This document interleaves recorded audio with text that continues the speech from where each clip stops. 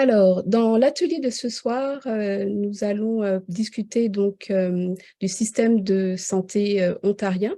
L'atelier est présenté par le réseau des services de santé en français de l'Est de l'Ontario et il sera présenté par Janine Proux, qui est chef de l'engagement communautaire au sein du réseau. Alors, pour vous présenter brièvement notre invitée, Janine travaille depuis plus de 10 ans au sein du réseau des services de santé en français de l'Est de l'Ontario et elle occupe actuellement, depuis 2 années, le poste donc de chef de l'engagement communautaire, pardon. Janine est passionnée par les questions d'accès en services en français en contexte minoritaire, ainsi que par les questions d'équité dans le milieu de la santé. Janine, je te cède la parole et je vous souhaite un bon webinaire. Merci beaucoup, Georgette. Merci à Parents Partenaires en éducation de nous permettre de présenter ce contenu-là. Alors, c'est ça, je vais immédiatement sauter dans l'action. Donc, oui, nous aussi, on a une petite reconnaissance des territoires parce que, bon, c'est ça, au réseau de l'Est, nous sommes situés, notre siège social est à Ottawa, mais nous sommes, notre rayon d'action, c'est tout l'Est de l'Ontario et le Sud-Est. Donc, vous voyez à l'écran les territoires qui nous concernent, mais évidemment, le webinaire s'adresse ce soir, pas seulement le contenu ne va pas être seulement pour l'Est, là, ça va être également touché, les ressources qu'on présente sont accessibles ailleurs, partout en province. Donc, le déroulement de la présentation. Alors, dans cet atelier, ce soir, on va tenter de comprendre, en fait, je vais vous présenter le réseau qui nous sommes, mais aussi comment est organisé le système de santé en Ontario.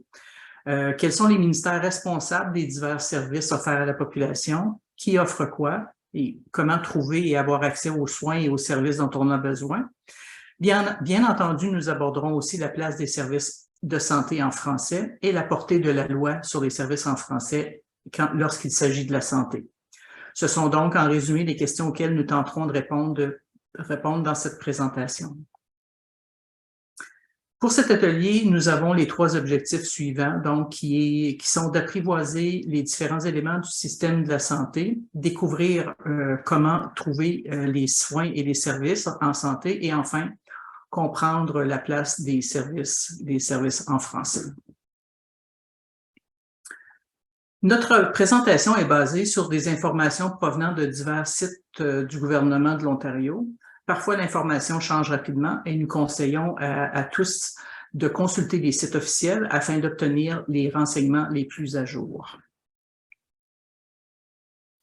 Alors, le réseau des services de santé en français de l'Est de l'Ontario, nous avons plus de 20 ans d'existence et nous avons vu le jour suite à la célèbre cause Montfort, alors que le jugement mentionnait qu'il fallait créer un organisme communautaire pour veiller à la planification des services de santé en français. Bien sûr, Montfort c'est situé à Ottawa, alors c'est pourquoi nous sommes le premier réseau de services de santé en français dans la province, le premier qui a été créé. Depuis lors, notre réseau engage les francophones dans toute leur diversité et accompagne le système de santé dans le développement d'un continuum de services de santé de qualité offerts activement en français. Et vous voyez le territoire que nous desservons. Le réseau est formé de membres individuels et corporatifs et est dirigé par un conseil d'administration à majorité communautaire. Donc, les membres individuels, ce sont des personnes qui ont à cœur la santé en français dans l'Est ontarien et le Sud-Est. Les membres corporatifs, ce sont des établissements et des organismes communautaires de santé qui offrent ou qui comptent offrir des services de santé en français dans la région.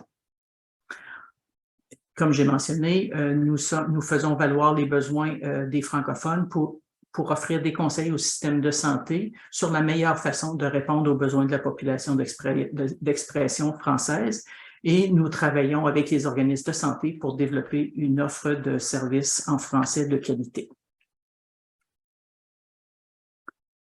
L'Ontario compte sur 3 réseaux de services de santé en français, un dans le nord, un dans l'est et le 3e dans le sud de l'Ontario. Ceux-ci ont un mandat fédéral et œuvrent à l'amélioration de la santé des francophones en situation minoritaire. Ensuite, nous comptons sur 6 entités de planification qui ont pour mandat de faire des recommandations au système de santé ontarien.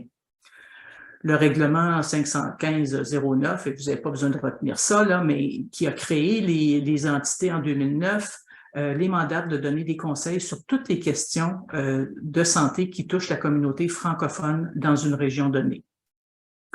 C'est ainsi que le ministère a désigné 6 entités et chaque entité a le mandat de conseiller 2 ou 3 anciennes régions de Airlist qui sont dorénavant sous la responsabilité de Santé Ontario. Je porte aussi à votre attention que chacun des 5 bureaux régionaux de Santé Ontario a la responsabilité de s'assurer non seulement que des services de santé en français sont disponibles dans sa région, mais aussi que les besoins des francophones soient pris en considération dans la planification du système de santé local. Enfin, 2 réseaux ont le double mandat fédéral et provincial. Il s'agit de notre réseau et celui du nord de l'Ontario. Abordons maintenant l'organisation du système de santé ontarien et la place des services en français dans ces structures. Donc, tout d'abord, il s'agit d'un système complexe et non intégré et en constante transformation. 3 ministères provinciaux agissent dans l'offre de services au public avec chacun leur règlement et leur façon d'opérer. Pour la majorité des gens, ce qui est important, c'est d'avoir accès aux services dont ils ont besoin et savoir qui les finance et qui les gère a peu d'intérêt. Pour assurer une offre de services, les principaux acteurs sont les 3 ministères suivants. Donc, le ministère de la Santé, des agences provinciales sont aussi au cœur des activités comme Santé Ontario qui s'occupe de la planification du système, la santé publique, la santé numérique et la rémunération des médecins, auquel s'ajoute l'Agence de la Couronne des services de soutien à domicile et en milieu communautaire. Enfin, plus de 1400 organismes fournissent des services de santé directs à la population et sont financés par le ministère de la Santé par l'entremise de Santé Ontario. Quant au ministère des Services à l'enfance et des services sociaux et communautaires, celui-ci est responsable des programmes de soutien aux enfants et à la jeunesse, aux personnes ayant une déficience intellectuelle ou un handicap. Ceci comprend également le programme ontarien d'autisme pendant l'enfance et des services à l'âge adulte, dont l'appui à l'autonomie et une aide temporaire de répit aux principaux soignants. Le ministère des Soins de longue durée, quant à lui, gère les foyers de soins de longue durée et la réglementation des établissements. Notre présentation se concentre sur le ministère de la Santé. Ici, vous voyez comment sont supportés les services en français dans les structures de ce ministère. Il est important de souligner que le tout est encadré par la loi sur les services en français dont nous parlerons plus tard. Il y a donc les entités de planification des services de santé en français, donc 6 en tout en province, et notre réseau est l'une d'elles. Le Conseil consultatif de la ministre en matière de services de santé en français qui lui procure des conseils, un sous-ministre responsable des services en français et un responsable du dossier des services en français et équité en santé à Santé Ontario, l'organe de planification des services sur le terrain. Dans les prochaines diapositives, nous parlerons de l'accès aux services de santé en Ontario. La clé indispensable à l'accès, c'est l'assurance santé via la carte santé qui permet de recevoir des services de santé quasi gratuitement. Des services de base comme la visite chez un médecin, une consultation ou des suivis chez un spécialiste, un séjour à l'hôpital sont sans frais pour les citoyens. Certains services sont à coût partagé, comme le transport en ambulance, par exemple. Votre carte santé a peut-être des accents, mais elle ne capte pas la langue du patient. Vous pourrez, tantôt je partagerai le lien pour la fiche d'information que nous avons créée qui s'intitule « Sources d'informations utiles » où vous pourrez trouver davantage de renseignements sur la carte santé. Les nouveaux arrivants ont aussi droit à l'assurance santé de l'Ontario. Alors, le statut du nouvel immigrant détermine le type de couverture à laquelle ils ou elles ont droit. Veuillez vous référer encore une fois à la fiche d'information, source d'information utile pour savoir où consulter les renseignements pertinents. Prenons quelques secondes pour parler des niveaux de soins qui sont définis en 4 catégories, parce que c'est du vocabulaire qu'on entend, et puis souvent les gens sont un petit peu perdus sur la signification. Alors, la catégorie du niveau de soins primaires, c'est pour des soins courants, que ce soit en clinique médicale ou en unité de médecine familiale, ou dans un centre de santé communautaire ou les services de laboratoire.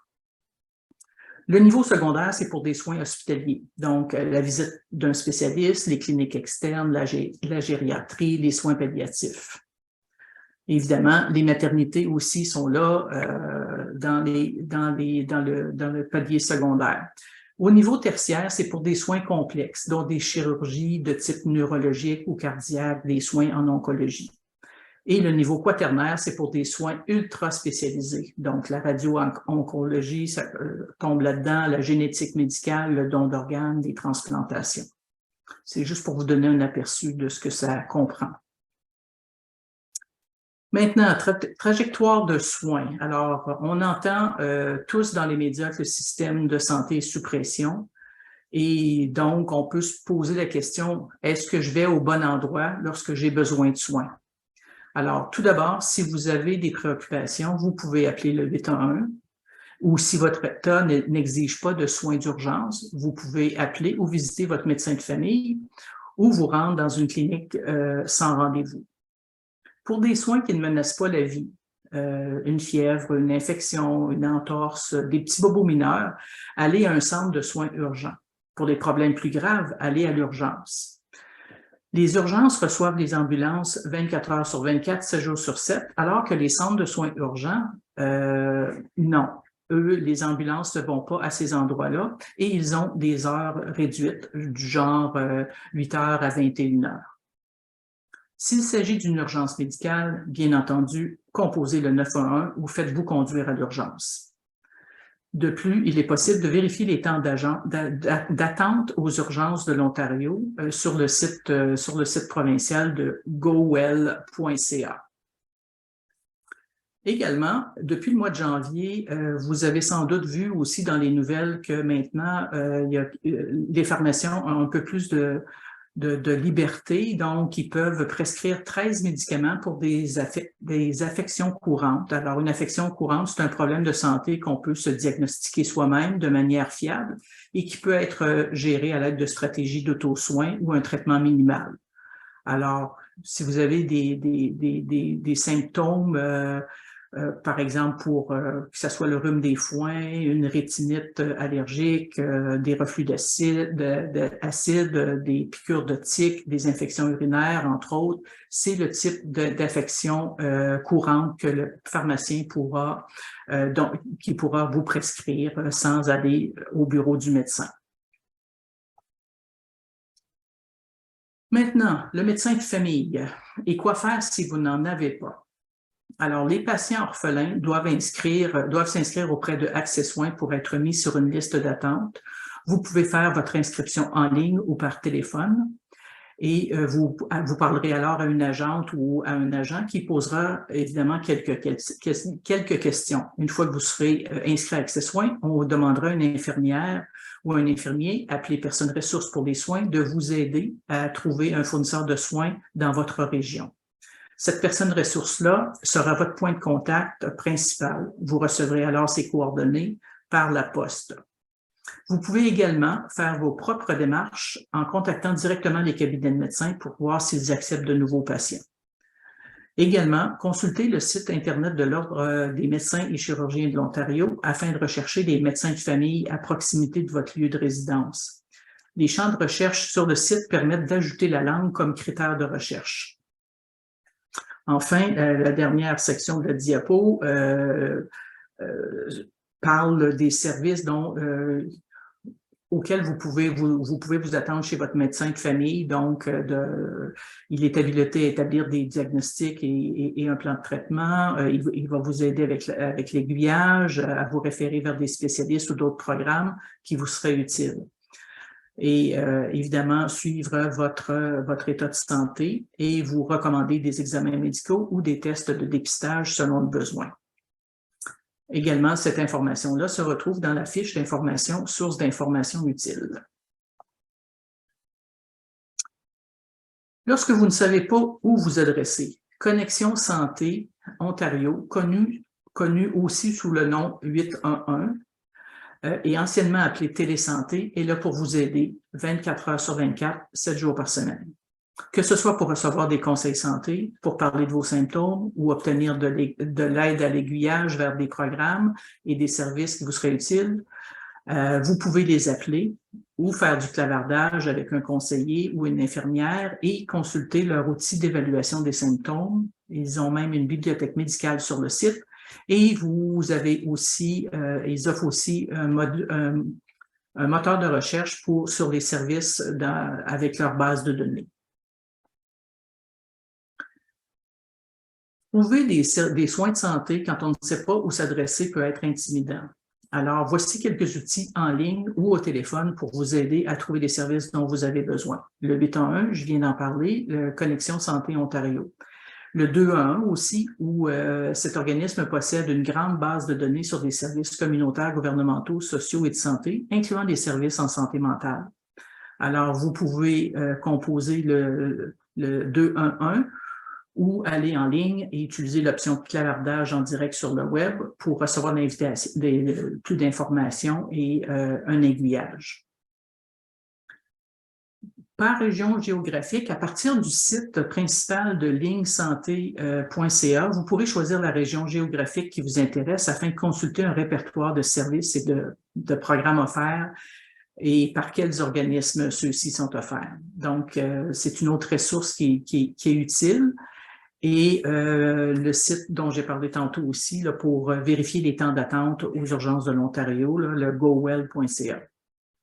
Au niveau de la santé mentale, pour une aide à l'aiguillage et aux services et ressources en santé mentale ou en lutte contre les dépendances, vous pouvez appeler ou consulter les sites de connexontario.ca ou de Espace Mieux-être Canada.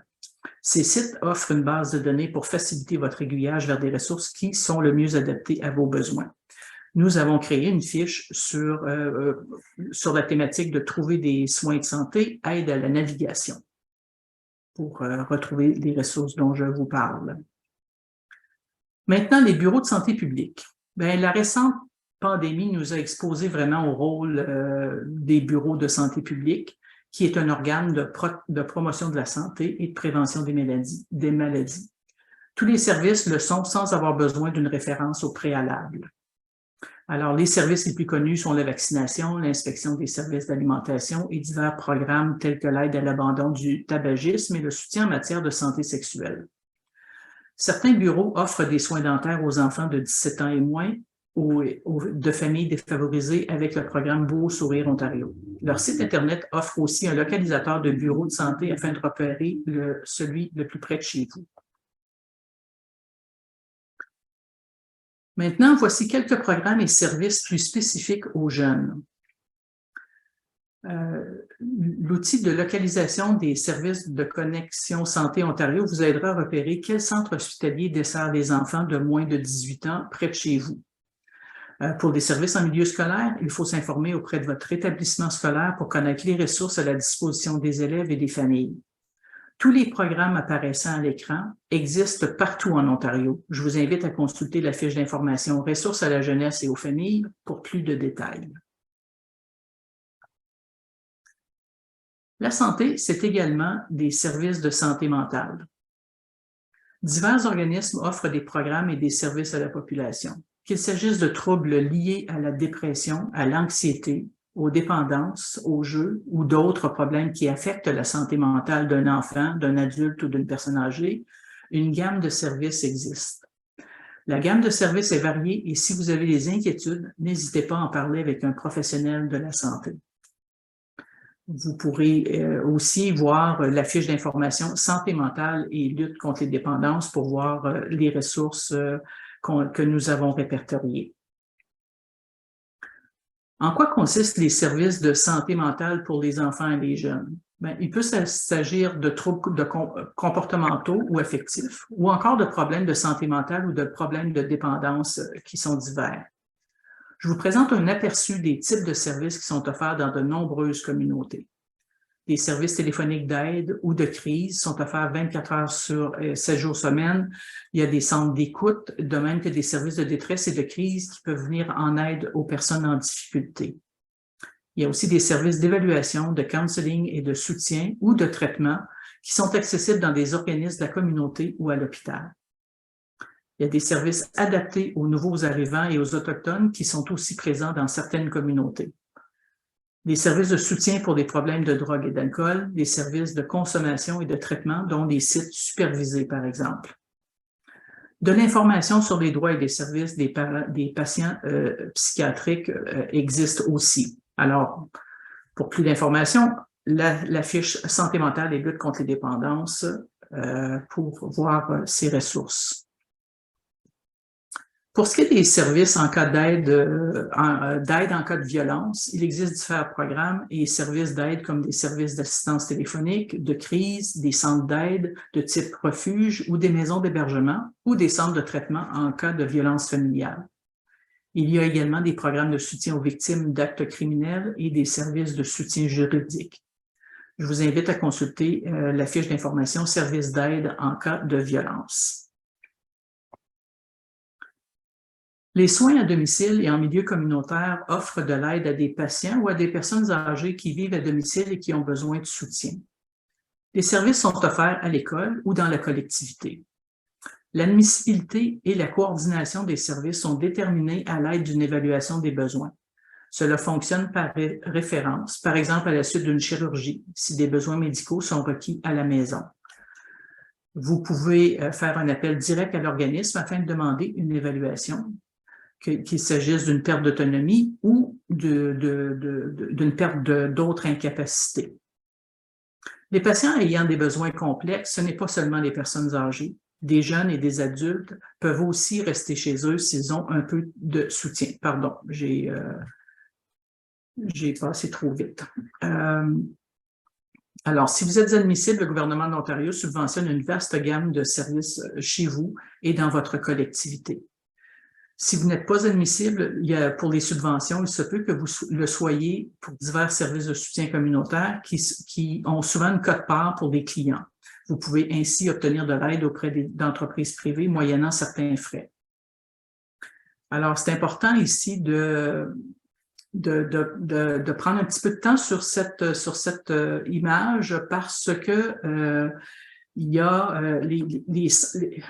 la majorité des gens ont tendance à penser que quand on entend parler de soins à domicile en milieu communautaire, on pense aux personnes âgées, mais vraiment, c'est vraiment pour tous. Alors, si vous avez un jeune qui fait beaucoup de sport puis qui a eu une chirurgie au genou et puis bon a peut-être besoin et peut pas retourner à la où il a été hospitalisé pour une autre condition médicale et doit manquer l'école, il y a le programme académique dont le milieu scolaire va s'occuper, mais pour les soins physiques, à ce moment-là, les services de soutien à domicile en milieu communautaire pourraient être sollicités pour apporter de l'appui à la maison, que ce soit en ergothérapie, en physiothérapie, des soins pour des pansements, ces choses-là. Alors, c'est important de savoir que c'est offert vraiment à tous et pas seulement pour réserver aux personnes vieillissantes. Maintenant, nous avons développé plusieurs fiches d'information pour présenter les services et les ressources que nous avons répertoriées. Nous les avons organisées par thème et elles sont disponibles sur notre site Web. Alors, dans ce petit diagramme ici, là, vous voyez toutes les thématiques qu'on a. Et dans la fiche intitulée « Sources d'informations utiles », je porte à votre attention que vous pourrez y trouver également des renseignements sur les programmes d'aide financière qui sont accessibles aux Ontariens, comme par exemple les programmes d'aide pour payer les médicaments d'ordonnance ou l'aide pour payer des équipements adaptés ou les soins oculaires et dentaires qui sont gratuits. Nous avons inséré des liens et des sites correspondants afin que vous puissiez voir les conditions d'admissibilité et savoir si vous pourriez bénéficier de cette aide. Toutes les fiches qui sont thématiques mentionnées à l'écran sont disponibles sur notre site Internet et vous avez l'adresse de notre site.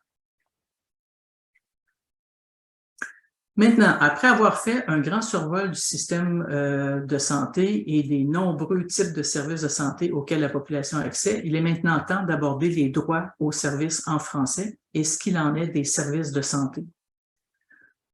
La loi sur les services en français en Ontario accorde aux francophones le droit de recevoir des services en français dans certaines institutions, dans les 26 régions désignées, en plus de Sarnia bientôt. Sarnia obtiendra sa désignation à compter du 1er novembre 2024. Alors, cela signifie que des services en français sont disponibles auprès d'un ministère ontarien, d'un bureau local ou chez un organisme désigné en vertu de la loi. Ici, on fait référence, par exemple, au Bureau de Services Ontario, des cours de justice, par exemple. Pour les organismes désignés, le règlement 398-93, qui est une annexe de la loi, dresse la liste des organismes désignés en Ontario, et ça, pas juste pour la santé, mais tous les types d'organismes, peu importe la sphère d'activité.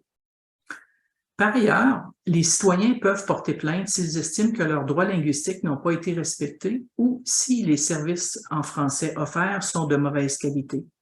Dans un premier temps, vous pouvez faire part de vos commentaires directement à l'organisme concerné ou auprès de l'unité des services en français de l'Ombudsman de l'Ontario. De plus, si vous êtes insatisfait de la qualité des soins reçus, c'est plutôt à l'Ombudsman des patients qu'il faudra s'adresser. Vous pourrez aussi trouver une infographie qui explique les modalités de plainte et compliments sur notre site Internet. Maintenant, je vous présente la carte que vous avez sans doute déjà vue des régions désignées en Ontario. Alors, les 26 régions pour l'instant et celle de Sarnia va s'ajouter l'an prochain. Et donc, c'est donc dans ces régions que s'applique la loi sur les services en français et donc où il y a un accès à des services qui sont offerts à la population francophone de ces régions.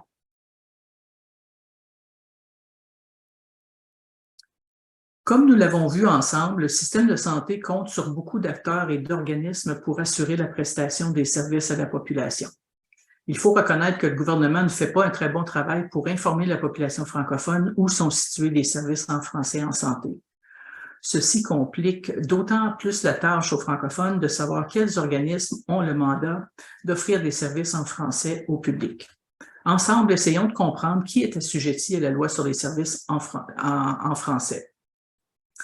Donc, les ministères, ici on parle particulièrement du ministère de la Santé, et des agences de la Couronne, comme l'organisme Service de soutien communautaire, soutien à domicile et en milieu communautaire et Santé Ontario, sont assujettis à la loi. À noter que Action Cancer Ontario et le réseau rénal de l'Ontario sont sous la responsabilité de Santé Ontario. Comme le ministère de la Santé n'offre pas directement des services de santé à la population, il a la responsabilité d'offrir la responsabilité d'offrir des services à la population. La responsabilité, d'offrir des services à la population est déléguée à des fournisseurs de services de santé. Les hôpitaux, des centres de santé communautaires, des organismes de santé mentale, des organismes de soutien communautaire et des centres de soins de longue durée. Comme mentionné plus tôt, seulement en santé, plus de 1400 agences offrent divers programmes et services de santé dans la province. Sur ces 1400 organismes, 83 sont partiellement ou totalement désignés, 191 sont identifiés et 1144 sont non identifiés. Cela étant, la valeur la plus sûre est la désignation des organismes afin de garantir l'accès à des services de santé en français. La désignation, c'est le mécanisme qui est prévu par la loi sur les services en français pour rendre les fournisseurs de services de santé imputables quant aux services en français. Il faut savoir que lorsque vous êtes chez un fournisseur de soins désigné, Vous êtes en droit de vous attendre à recevoir des services en français. Qu'il s'agisse d'une désignation totale ou partielle, vous avez des droits, même si le personnel vous accueille en anglais, vous pouvez toujours répondre par un bonjour, ça leur donne un indice que vous êtes francophone, et même demander si quelqu'un parle français. J'arrive à la fin de ma présentation et je veux vous offrir quelques pistes d'action sur ce que vous pouvez faire pour avoir accès à des services en français. Lorsque vous vous rendez chez un fournisseur de soins, à l'hôpital ou chez un organisme de services de santé mentale, de soins de longue durée, de services de soutien communautaire ou de soutien à domicile, utilisez les services en français. Repérez les indices visuels, les pancartes, les affiches, les identifiants des employés et exprimez-vous en français en disant bonjour. Demandez de vérifier aussi que votre langue maternelle ou votre langue de communication indique bien français dans votre dossier médical ou dossier client. Même si c'est parfois gênant de ne pas avoir compris ce qu'on vous a dit en anglais, dites-le aux intervenants pour qu'ils cherchent de l'aide d'un collègue qui parle français ou qu'ils aient recours à un service d'interprétation. C'est important que vous compreniez bien tout ce qui concerne votre santé, votre médication et votre plan de traitement, de même que les prochaines étapes ou les suivis qui sont nécessaires à votre rétablissement. Pour la documentation, si vous préférez obtenir des documents en français, n'hésitez pas à le demander, car une version française existe peut-être et l'intervenant n'a pas pris le temps de vous l'offrir. Qui dit soins de santé dit consentement aux soins. C'est un moment important dans votre parcours de soins et il a un impact direct sur votre rétablissement. C'est aussi un moment stressant alors que beaucoup d'informations sont données aux patients. Même si cela semble un mauvais moment pour demander des services en français, c'est important de comprendre le traitement et la procédure ainsi que les conséquences de ceux-ci. Le stress peut faire en sorte que vous ne soyez pas en mesure de tout comprendre ce qui est dit, surtout si c'est en votre deuxième langue. Sur ce, je suis, comme je disais, je suis arrivé à la fin de la présentation, donc on pourra avoir une période de discussion et répondre à vos questions. Et puis, c'est ça, je désire mentionner l'appui financier de Santé Canada et de la Société Santé en français qui nous ont permis de préparer ce matériel pour vous. Et je mettrai aussi dans le clavardage mes coordonnées et n'hésitez pas à communiquer avec moi pour toute question.